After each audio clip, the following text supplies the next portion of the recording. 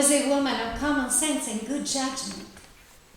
But she had a son, Vardiello, lo più sciagurato semprecone de chillo paese. He was the greatest good-for-nothing simpleton of the land. And yet, she loved him d'un amore svisciolato. And when she looked at him, she saw la più bella creatura d'un munno, the handsomest creature in the whole world. Well, Grannonia, she had a broody hen that sat on a nest of eggs that soon would turn into chicks and then fine chickens that she could sell at the market for good money. But she had to go out, and she worried about leaving the hen there. So she called Vardiello. Bello figliolo de mamma toia, sienta qua. I have to go out now. But see the broody hen? Should she come out of the hen house, scratching and pecking, you shoo her back. Else we will not have neither eggs nor chicks, ne cucche ne titille. Oh, I will do that, mother. Don't worry. Now go. One more thing, said his mother.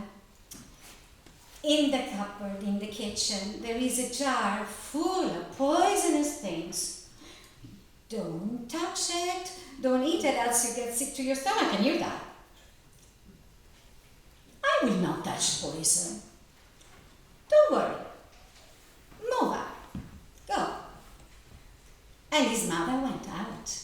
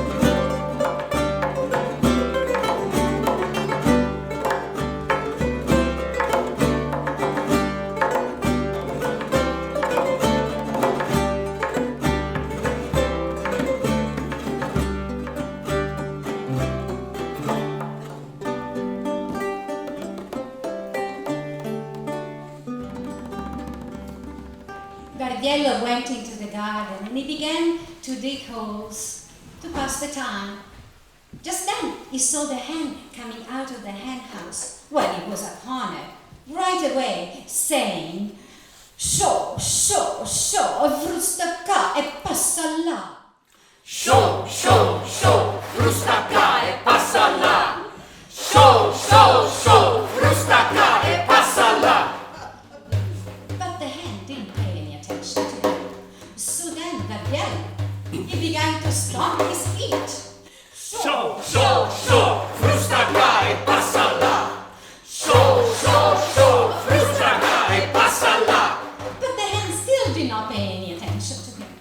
So then Vardiello, he took off his cap and he threw it at her. Sciò, sciò, sciò, frusta qua e passa là. Sciò, sciò, sciò, frusta qua e passa là. Still the hen continued to scratch and peck about. So now Vardiello was really angry. He picked up a stick and he threw it at the hen and got her on the head. Flattened her out, morta. Dead. Vardiello then thought about the eggs. So he went straight into the hen house and sat on the eggs. Una bella frittata. Smashed them all in. So feeling bad about what he had done, he wanted to bang his head against the wall. But then, as all grief turns to hunger, sentendosi peculiare lo stomaco, his stomach grumbling, he thought he might as well eat the ham instead of letting it go to waste. And so he took the ham, he plucked it, cleaned it, set it on a spit, made a nice fire, and he began to roast it. And soon there was a most delicious smell in the air.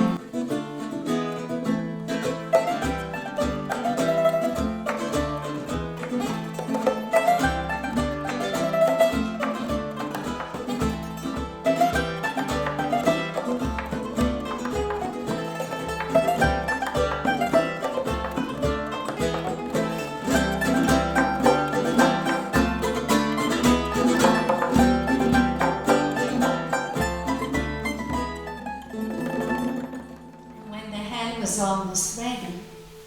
Vardiello took a nice clean cloth and he put it on an old chest, and then he took a flask and he went down the cellar to draw wine from the barrel. And as he was there drawing the wine, all of a sudden he heard no rumore, no fracasso, and when he looked up the window, he saw no gattone, a cat, a tomcat, large, the hand spit and all in his mouth, running, chased by another cat, meowing behind him. So Vardiello, he dropped the tap and he rushed out, running after those two cats like an unchained lion. He ran after them, round and round and round, until at last he had recouped the ham. Feeling triumphant, he took the ham and went downstairs in the cellar and found that the wine had all spilled on the floor. And now, well, he didn't want his mother to find out, wanting to remedy it. He looked around to see if he could see anything, and well, he saw a sack of flour, chino chino, zippo zippo, full to the brim. And he took that sack and he poured it over the wine. And then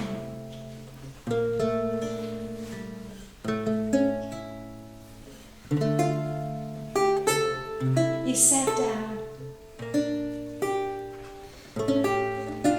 and he began to count on his fingers all the disasters that he had caused. And he thought, no, vivo no. He resolved that Grannonia would never see him alive again. And remembering the poisonous things, well, he went into the kitchen looking for a jar, the jar that his mother had talked about. And he pulled it out and he began to eat the pickled walnuts that his mother had made, thinking they were poison. He ate them one by one until there wasn't one left. And then, feeling rather unwell, certain that he was going to die, he looked for a place where he might do so. And remembering the large, big, bright oven, that's where he went, dritto al furno to die.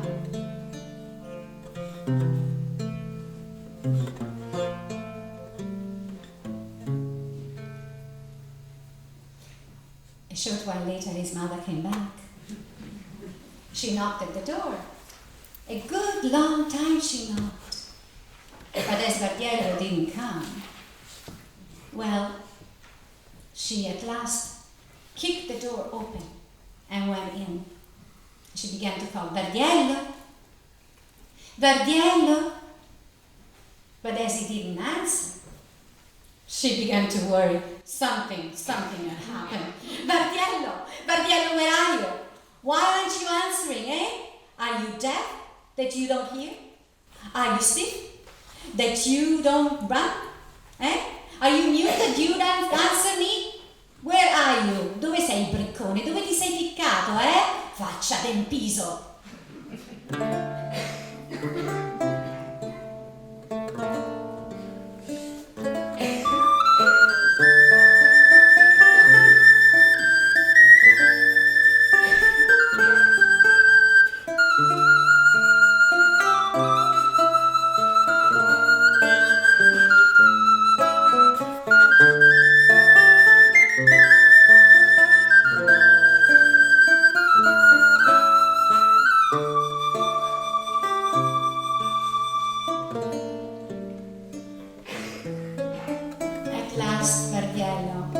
Answered with a pitiful voice from inside the oven. He said, I'm here, in the oven. Ma non mi vedrete più, madre. You will never see me again. Why is that? asked his mother. Perché mi sono intossicato. I'm poisoned. Oimè, come hai fatto? Who gave you the poison? And why? Why did you commit this murder? Then Vardiello began to tell her, one by one, all the things that he had done. And that for all that he had done, he wanted to die. For he no longer wanted to be a laughing stock in the world.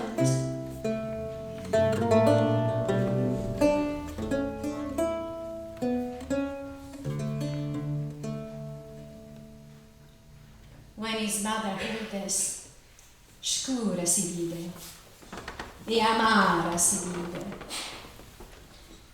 For she was upset not only for all that she had lost, but also she was sad for her son. And so she began to talk sweetly to him, saying that what he had eaten was not poison. They were just pickled walnuts that she had made, good for the stomach.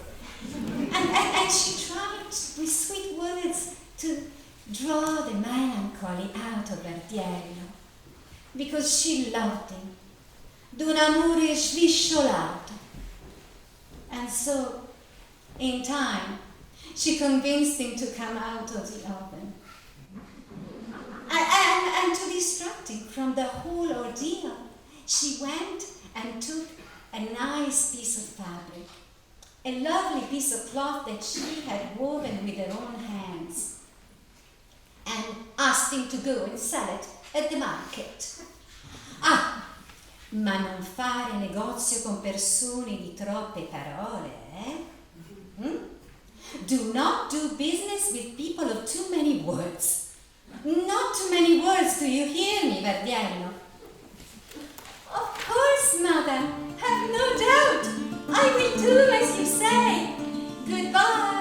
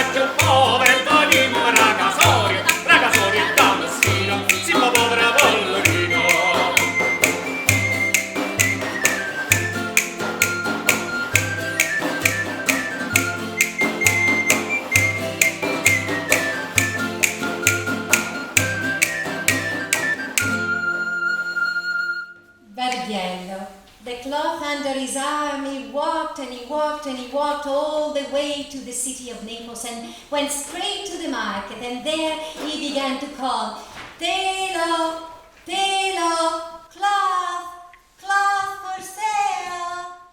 And soon many people were asking him about the cloth. What was it made out of? And how much did he want it? Did he want to sell it for? And many more questions. Well, Vardiello was not going to sell it to them. They were people of too many words. And so he walked on, still saying, "Telo, telo." But still people kept asking him more questions about the telo. And Vardiello could not find a buyer. "Chatterbox," he said. "Oh, chatterbox."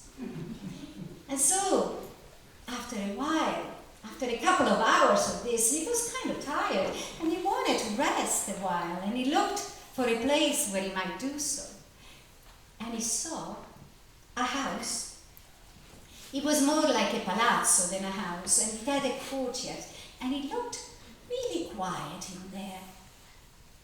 It looked deserted.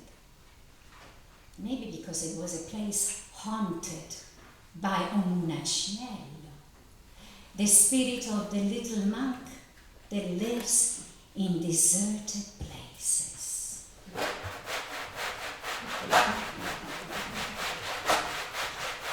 Io sono come una ciella a casa tua. Ti faccio pazziariella e tenda foglia, ma piacciono i nannelli quando crescono i zazzelli, piccerelle e biancolelle, per tutte e senche mura, io trase rindo scuro, o trase piano piano e sto un po' rivana.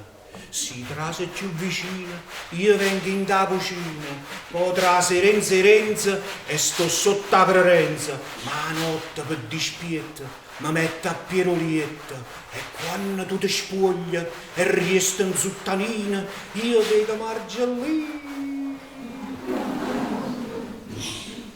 Vardiello went there in the courtyard, and he saw there was a statue made of plaster and a bench right next to the statue, and that's where he sat, on the bench. And he rested a while. And then he looked around and he saw there was no one there. So then he turned to the statue and asked him, "Does anybody live here?" Zitto. No answer. "Does anybody live here, sir? Good sir?" No answer. Here is a man of few words, thought Vardiello. I can sell him my cloth. "Good sir, would you buy my cloth from me? I'll sell to you cheap." "Yes, thank you very much, sir. I really am very pleased that you want to buy it.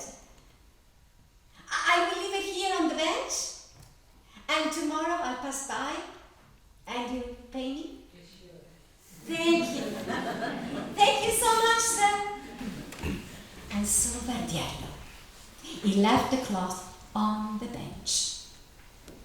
And of course, the first person that passed by there picked it up and took it home.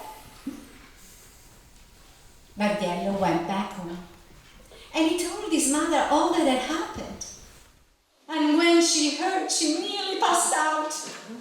"Vardiello, when will you start using that head of yours, eh?" "You. But it's my fault. My fault to spare the rod and spoil the child. One of these days you're going to do something and ruin us completely." Mother dear, it's not that bad. Wait and see. Wait till tomorrow and see.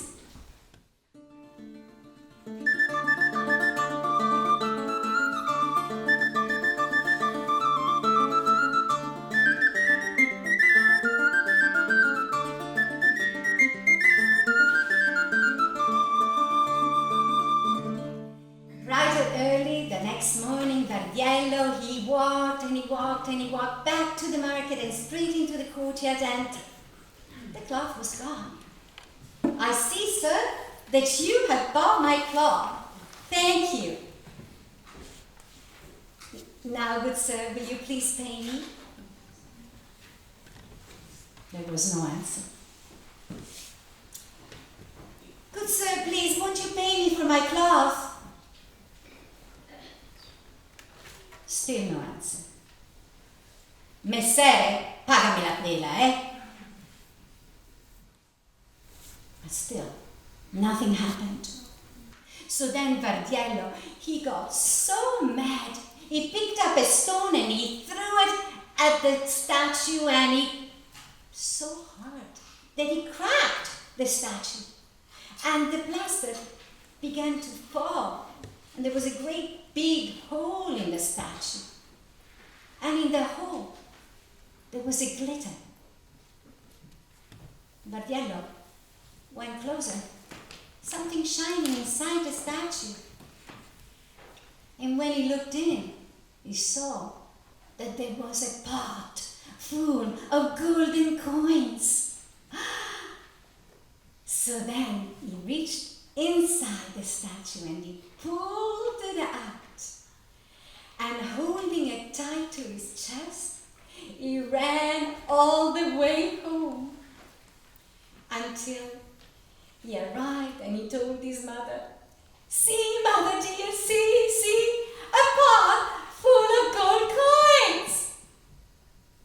And when his mother saw that, she knew that her son would not be able to keep a secret. So she told him to go and sit outside a while and rest and wait for the ricotta man, the cheese man, you know. "We'll buy some ricotta today." And so her son, who was a glutton and loved ricotta, he went to sit by the door, while his mother inside took the pot and she hid it. Then she went into the kitchen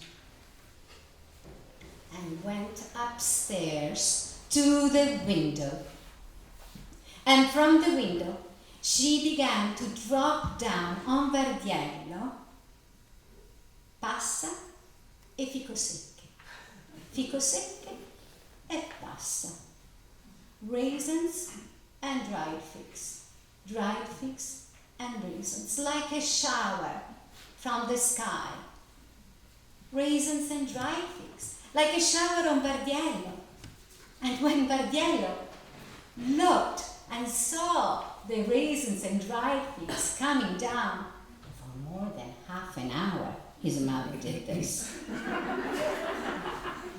He began to eat them and saying, "Mother dear, come, it's raining raisins and dried figs. If it continues like this, we will be rich." And as he said this, he picked them and he stuffed them in his mouth and he ate them. And when he had his fill, feeling good, he sat there and he fell fast asleep.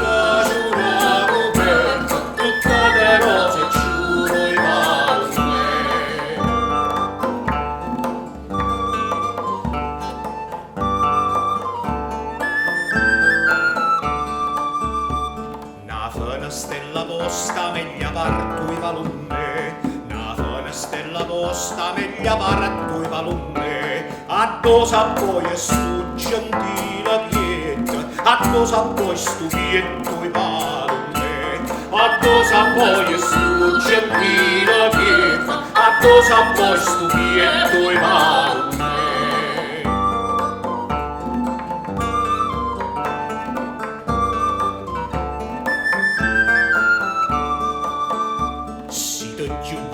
Vuoi cancellato e palumne, siete più bianco, vuoi cancellato e palumne, la luna di Janara va sponda in dietro, la luna di Janara e palumne, la luna di Janara va sponda in dietro, la luna di Janara e palumne.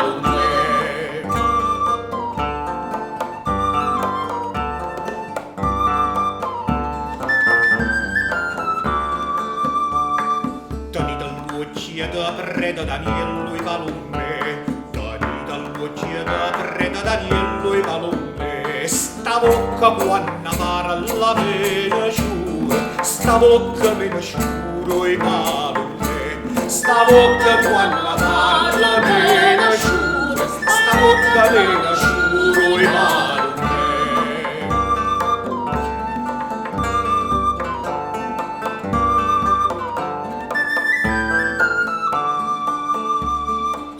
Girato l'uno in parto i palumne, Aggio girato l'uno in parto i palumne, ma una gomma buia e una trova certa, in una trova certo i palumne, ma una gomma buia e una trova certa, in una trova certo i palumne.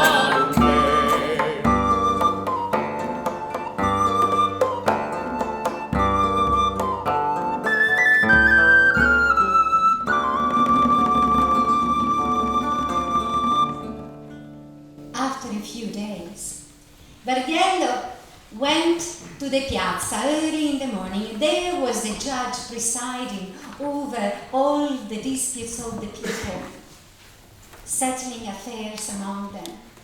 And there were two men arguing in front of the judge, arguing about a coin, each one claiming that they had found it. And when Vardiello heard this, he laughed and he said, "You fools arguing over one gold coin." And then he boasted, "As for me, I have found a pot full of it."